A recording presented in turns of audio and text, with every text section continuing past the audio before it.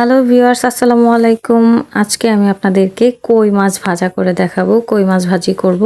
তো আমি এখানে 5টা বড় সাইজের, খুব বড় না ছোট না মাঝারি সাইজের 5টা কই মাছ নিয়েছি এবং কই মাছগুলা ভাজার ভালোভাবে যাতে ভাজতে পারি, ভেঙে না যায়, মাঝখানে 2 টুকরা করে নিয়েছি। প্রত্যেকটা কই মাছ 2 টুকরা করে নিয়ে আমি যে মাছের যে মাংসের যে অংশ মাথা বাদ দিয়ে আমি দাগ কেটে নিয়েছি, দেখছেন। এখন আমি দিয়ে দিলাম 1 চামচ হলুদ, 1 চামচ শুকনো মরিচের গুঁড়া, একটু ধনিয়া গুঁড়া এবং পরিমাণ মতো 1 চামচ লবণ দিয়ে আমি মাছগুলার সাথে ভালো করে যে মশলাটা ভালো করে মিশাবো। মশলাটা যাতে মাছের কালার অংশে যে ফাঁকা জায়গাটা থাকে এবং আমি যে মাংসের অংশে যে দাগ কাটলাম ওইগুলোতে যাতে মশলাটা ভালোভাবে মিশে। তো দেখেন আমার মশলাটা ভালোভাবে মিশানো হয়ে গেছে। এখন আমি যেটা করব, আমি চলে যাব আমার কড়াইয়ে। তো আমি চুলায় একটা কড়াই বসিয়ে দিয়েছি এবং কড়াই আমি তেল দিয়ে দিব। চুলা অন করে দিয়েছি।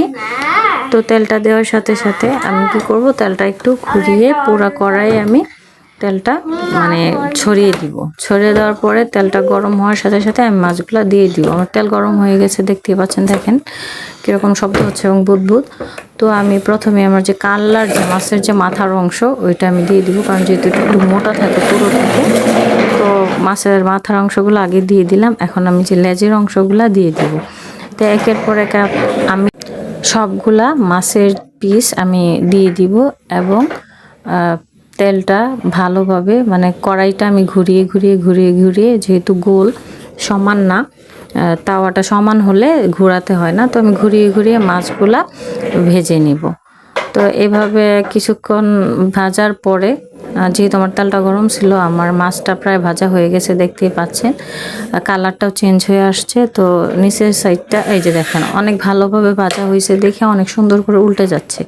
আবার যদি ভাজা ভালো না হতো তাহলে মাছটা লেগে যাইতো, কড়াইয়ের সাথে লেগে যেত, ভেঙে যেত।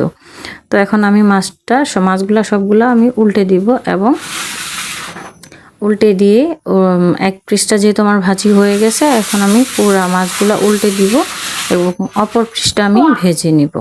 মাছ ভাজা খুব সহজ বন্ধুরা। আমার এই মাছ ভাজার ভিডিওটা যদি আপনাদের ভালো লাগে, অবশ্যই আমার ভিডিওটা লাইক কমেন্ট শেয়ার করবেন এবং আমার চ্যানেলটা যারা এখনও সাবস্ক্রাইব করেন নাই সাবস্ক্রাইব করে দিবেন, ধন্যবাদ। তো এই যে আমার মাছগুলো উল্টানো হয়ে গেছে, এখন আমি এই অপর পৃষ্ঠাটাও ভালোভাবে ভেজে নেব। বেশি ভাজবো না, বেশি ভাজলে পুড়ে যায়।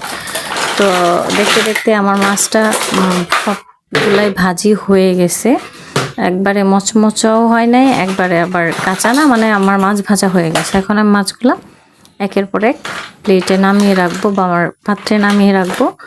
মাছগুলো দেখেন নামানো হয়ে গেছে বন্ধুরা। মজাদার মচমচে কই মাছ ভাজা, ভালোই লাগে খেতে।